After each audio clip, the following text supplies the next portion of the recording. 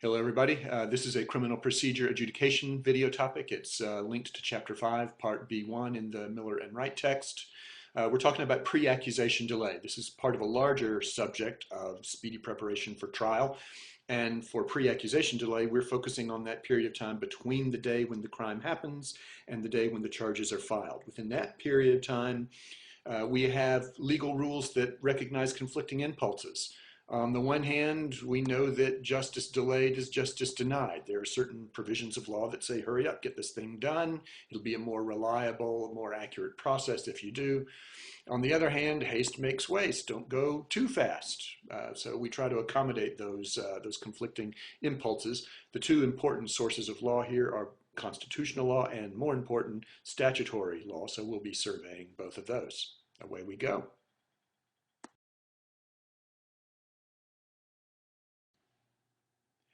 Now, by far the most important legal limitation on the filing of charges, the timing of that filing, come from statutes of limitations.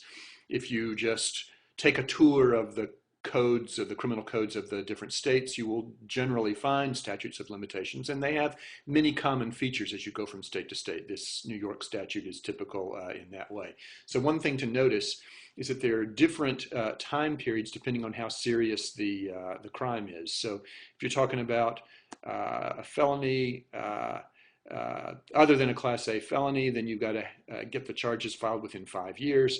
If you're talking about a misdemeanor in New York, then within 2 years. For a petty offense, within 1 year.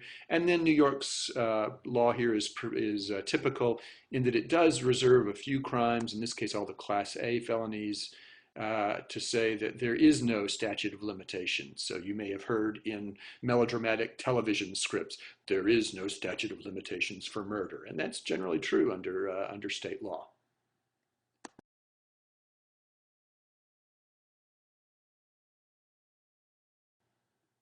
Now, if you think of these statutes of limitations as stopwatch, there are legal rules about the trigger, that is, when does the stopwatch begin?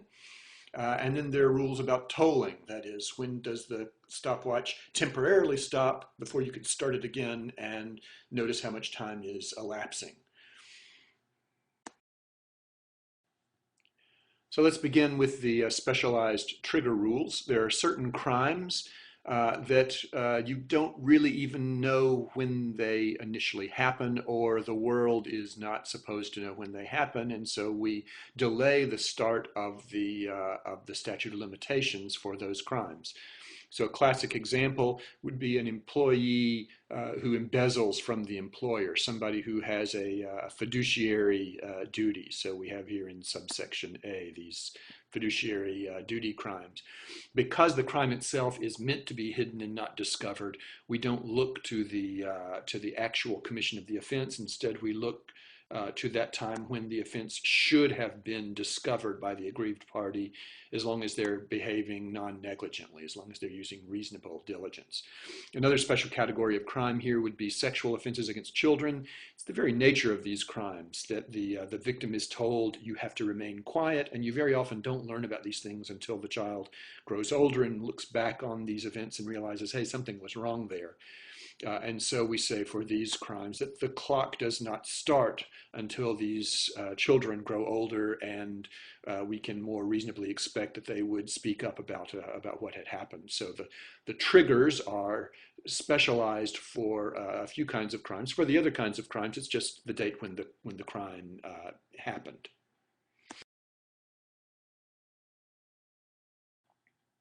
And then there are also the tolling rules. That is, the clock freezes occasionally. So the clock has begun, the crime has happened, or the other triggering event has happened, the clock is moving, and then certain things will freeze the clock and say, we're not going to count this time against the government.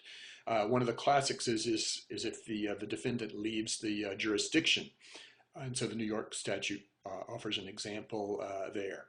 Another example would be if the state actually files charges as to this transaction, but then has to dismiss charges for some reason, but consistent with the double jeopardy rules, they're still allowed to refile charges later. In that situation, at least in many states, the original period of the filing of the first unsuccessful charges do not count in the statute of limitations period. That period is told. There's a freezing of the clock.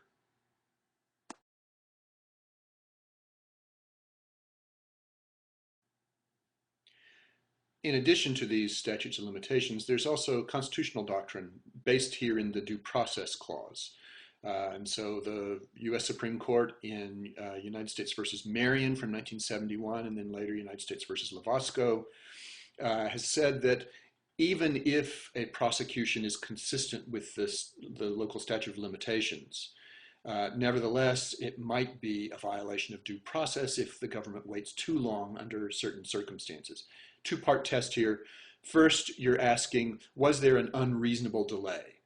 And the unreasonableness of the delay is a function both of just how long is the delay and what were the reasons for the delay. So you combine the length and the reasons together to ask, was there an unreasonable delay? And then second, you ask, was there some prejudice to the defendant that resulted from this delay? And you see from United States versus Lovasco here that we've got several different factors here that bear on the question of the reasonableness of the delay, and in particular what the government's reasons were for waiting around for so long before filing the charges. This whole list, notice, this is a very familiar ground. These are the things that one would think about as a prosecutor in deciding whether to file charges or to decline charges initially. So a very familiar mode of thinking goes into this after the fact evaluation of whether the government had good reasons for waiting around.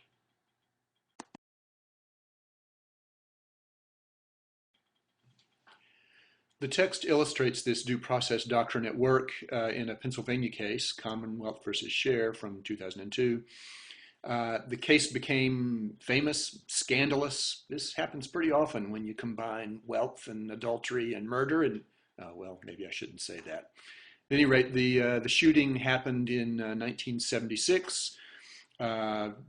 Stephen Sher, a doctor who was then in his mid-30s, fairly new arrival to the small town in northeastern Pennsylvania, shot his friend Martin Dillon in the chest. It was a fatal shot.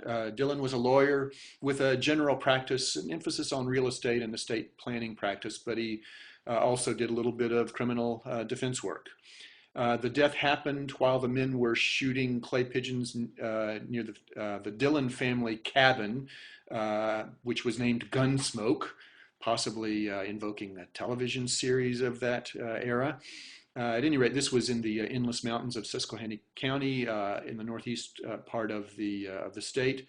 And at the time, Dr. Sher claimed that this was an accident. He said, my gun went off when Martin grabbed it and ran into the brush looking for a porcupine. We were out. He thought he could use the gun to, we were hunting. In addition to shooting the skeets. And he just accidentally shot himself. That was Sher's original claim.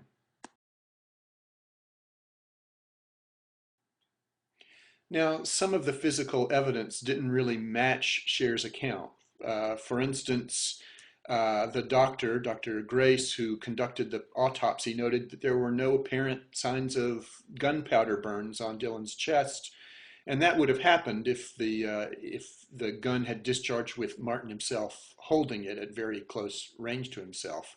The angle of the wound also suggested that the shot came from overhead and traveled down, which was difficult to square with the way that Sher described the accidental shooting happening.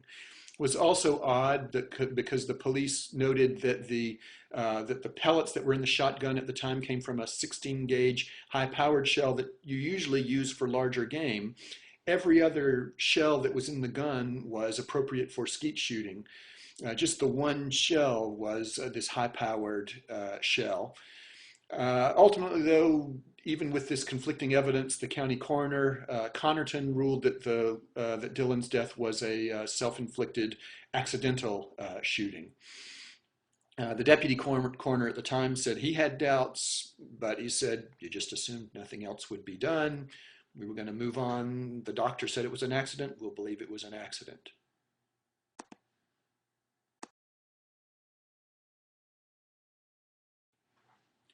Now, it wasn't that long before people in town were whispering about this case. It was not settling down. People were talking about potential adultery between Sher and Dillon's wife, Patricia, pointing to that as a possible motive for murder. Sher and his then wife Anne did divorce just after the shooting. Ironically, Anne had actually attempted suicide on the day of the murder before she knew about the shooting. And when she was told about Dillon's death, Anne said, "He killed him, didn't he?" 2 years later, Sher married Dillon's widow, Patricia, who was a nurse who had met Dr. Sher at the hospital where she worked, or where the two of them worked. And together they raised the two children that Dillon had with Patricia. They moved to New Mexico and lived there through 1991, and then to North Carolina later on. But Martin Dillon's father, Lawrence, persisted. He was the former mayor of the Montrose Township, influential guy, never believed that this was an accidental shooting, and he kept pecking away at the case. He did so as different district attorneys and different coroners came and went in office. He would approach them each at the start of their term and say, "I want you to rethink this case. I believe it was really a murder."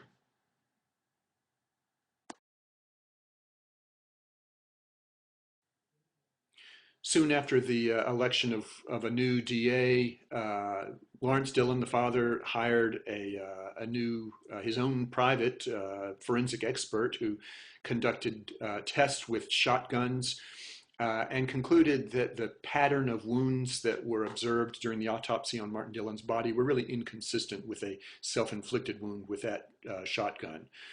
That, along with the lingering other forensic doubts, were represented to a panel of experts that the elected DA convened in this case. The panel still concluded by a strong majority that the best interpretation of the evidence overall was that it was accidental, that it was not a criminal matter, and so that's the way the DA was going to go forward.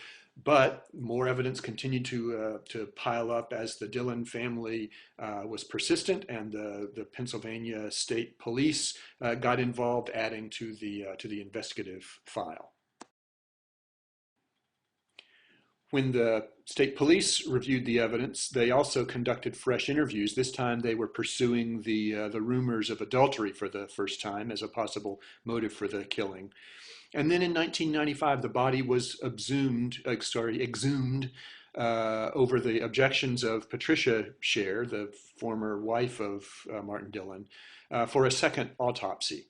And based on some new techniques, the autopsy report by Dr. Mihalikas concluded that Martin Dillon could not have shot himself. At that point, Patricia Sher arranged for a second exhumation and a third autopsy of the body to be done by defense experts. The district attorney decided to file charges, and we ultimately have 1996 charges leading to a 1997 trial.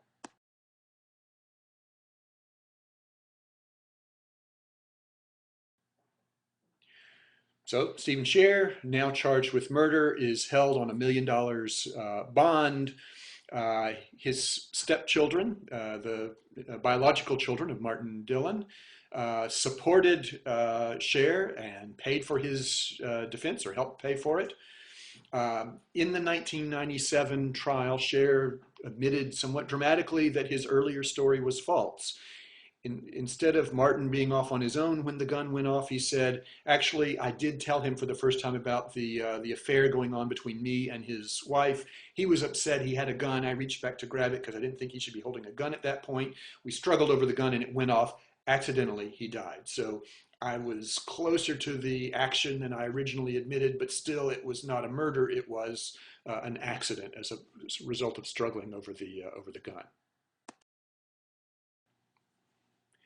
Now, Sher was convicted in this 1997 trial. The verdict was overturned originally in an intermediate appellate court, but then it was upheld here in this 2002 opinion of the Pennsylvania Supreme Court against a claim of improper delay between the crime and the charge.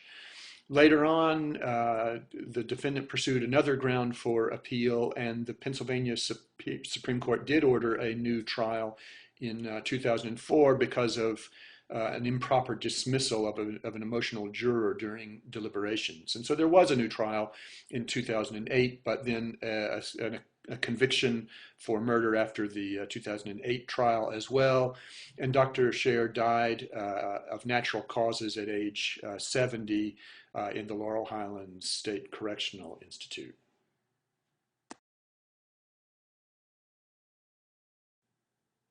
Now remember, under the due process doctrine involved here, you ask whether there was an unreasonable delay, which is a function both of the length of the delay and the reasons for the delay. And then second, was there some kind of prejudice that came from the delay? So what were Sher's claims about the prejudice element? He said, an important part of my case here is the viability of the original coroner's report that called it an accident. And he said the length of time involved has made it much more difficult for me to defend that original coroner's report. For one thing, most importantly, the coroner himself has died. So he's not there. My star witness on the autopsy has died, not available now. In addition, the state has lost the audio recording of the original autopsy, which would have been very good evidence to sort of reconstruct what the doctor was thinking, rather than just relying on the bare conclusions of the report. In addition, some photographs of the scene had been lost. And he says at 20 years, the decomposition of the body makes it tougher now to confirm with the current physical evidence what was showing up in the recordings and the reports based on the original autopsy. So my defense of the original autopsy that concluded accident has been compromised here. As you know, the court ended up rejecting this argument, saying that this is not prejudicial because there were other methods of proving the accident theory. Even though Connerton wasn't available, Sher did have experts at trial who explained his theory based on the available photographs and the report. And their own examination of the now somewhat decomposed body. So his access to that defense, says the court, was not sufficiently compromised so that there would be a due process violation here.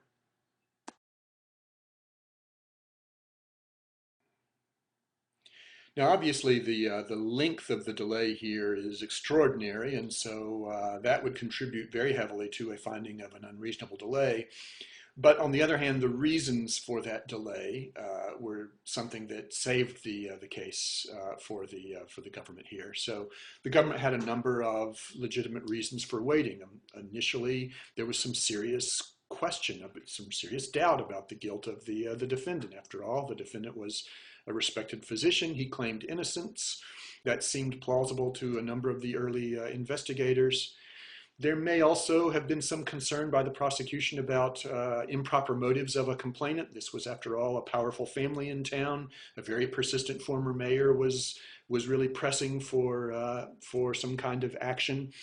Sher was kind of an outsider to the town, a Canadian, one of the few Jews in town. You can imagine a DA being reluctant to go forward on the basis of the urging of very powerful local people, unless you have, yourself enough evidence to be convinced that that it's the fair thing to do to move forward in the case. The prosecution might also have pointed to the reluctance of certain family members to testify. You have the victim's wife, who was at the time in an adulterous affair, and she may have been reluctant to testify at the time. The defendant's wife, who may have known about the adultery, was suicidal at the time and may not have been especially anxious to testify. So you have some reluctance of family members and victims and witnesses to testify. All legitimate reasons why a prosecutor might delay and wait for more clarity to come into the evidence before going forward.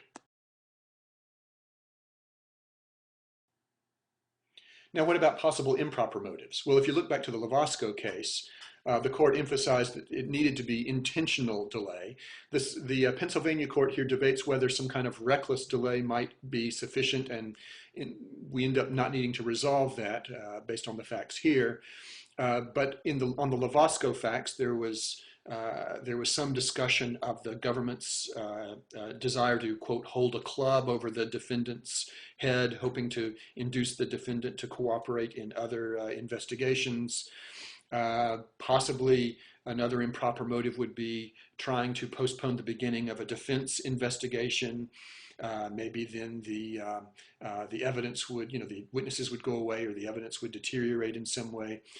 Possibly prosecution could improperly want to obtain an advantage in plea bargaining. For instance, an initial somewhat related charge might go forward, get a conviction, the sentence has already happened, and then if I prosecute against this related other crime, it may be that you can avoid concurrent sentencing at that point, and you can extend the amount of the impact of the sentence. So various improper motives are possible. Awfully hard to make the case for any of these in this case, except maybe for deterioration of the evidence. But again, if you're looking for something along the lines of intentional or maybe reckless behavior by the state, we just, it's hard to find that in this case. And so the court ends up concluding that on the due process ground, there was no violation here, even though it was a 20-year delay. So I do want you to notice with this doctrine just how unlikely it is that a defendant is going to succeed. Because if you're looking for some kind of reconstruction of prosecutor motives, normally the court doesn't like to get into that. They just look to the objective actions that police officers and prosecutors take, as we see throughout the doctrine of criminal procedure. The statute of limitations typically is a far more lively legal limit on pre-accusation delay than this due process doctrine ever does, because at the end of the day, there are these powerful presumptions of proper motives that attach to the work of prosecutors, police, other government officials. You might be able to disprove that, to rebut the presumption, but you would need some, smoking gun. You would need some kind of admission by the prosecutor that some kind of discovery advantage or plea bargaining or sentencing advantage was the principal reason for the delay in the charges. You're just very rarely going to get that kind of overt admission from a prosecutor. So that's it for this topic. We move on now to speedy trial rights after the accusation, after the start of the charges.